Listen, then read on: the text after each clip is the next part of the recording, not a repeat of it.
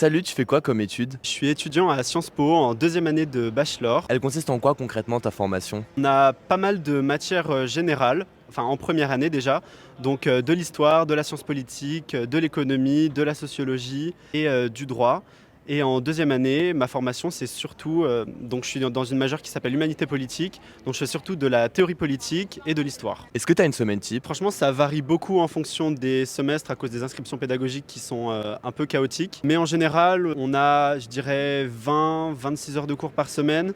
En général, on essaye de ne pas avoir cours le vendredi, comme ça fait un peu de repos. Et sinon, on commence entre 8 heures et 10 heures et on finit entre 17 heures et 21 heures. T'avais quel spé en terminale? En terminale, j'avais AMC, donc anglais, et HGGSP, donc histoire, géographie, géopolitique, sciences politiques. Et t'avais hésité avec quelle autre formation? J'avais pas mal hésité avec des prépas et des licences de théâtre ou art du spectacle, mais j'avoue que mon premier choix, ça restait quand même Sciences Po, donc j'étais très content de l'obtenir. Elle s'est passée comment ta transition du lycée aux études supérieures? Je pense que ça dépend beaucoup des gens. Pour moi, ça a été assez simple parce que j'ai la chance de vivre encore avec mes parents. Donc sur le plan comme ça personnel, ça allait. Sur le plan des études, c'est un peu compliqué de passer de cours, disons en classe, à des cours magistraux où en fait le prof, c'est pas qu'il s'en fout de toi, mais si t'es pas là, il te remarque pas. Et du coup, t'as pas vraiment ce suivi, donc faut être plus autonome. Mais en vrai, on l'acquiert vite. Et on peut toujours demander à des gens qui sont dans des années supérieures de nous aider si on comprend pas. Est-ce que tu peux nous donner un point positif sur ta formation? Je dirais la pluridisciplinarité. Oh, le mot était compliqué, pardon. En fait, on a tellement de matières, tellement de choix, ne serait-ce que par exemple pour le choix de certains cours, on a le choix entre genre 40-50 cours, donc on trouve toujours chaussure à notre pied. On a toujours un cours qui va forcément nous intéresser. Le matin, quand tu te lèves et que tu vas dans des cours qui t'intéressent, franchement, c'est génial. Et un point négatif du coup?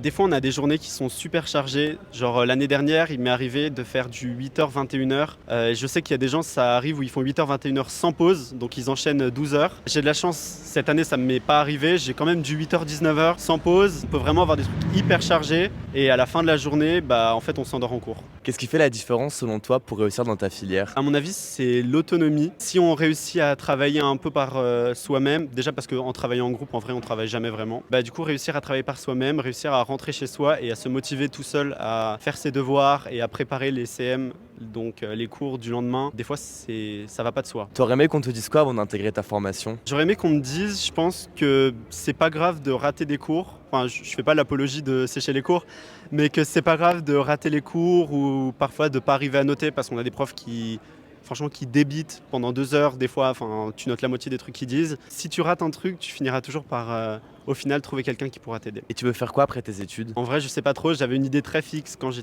suis arrivé à Sciences Po. Je voulais être ambassadeur pour la France. Mais comme beaucoup, en fait, on entre et on voit qu'il y a tellement de trucs à faire. Et du coup, j'aimerais bien aller, je pense, toujours dans le champ de la diplomatie, mais c'est super vague. On peut travailler à l'ONU, on peut travailler à l'Union européenne, on peut travailler au Quai d'Orsay. Honnêtement, à l'heure actuelle, je suis perdu un peu. Est-ce que tu as un conseil pour les lycéens qui voudraient intégrer ta formation? C'est un peu bête, mais je dirais de pas s'auto-censurer. On a tellement de profils différents, tellement de gens tous différents, que chacun, je pense, a une chance à sa façon d'intégrer la formation. Donc si vous hésitez, franchement, tentez, hein, comme ils disent dans Les Bronzés, sur un malentendu, ça peut passer.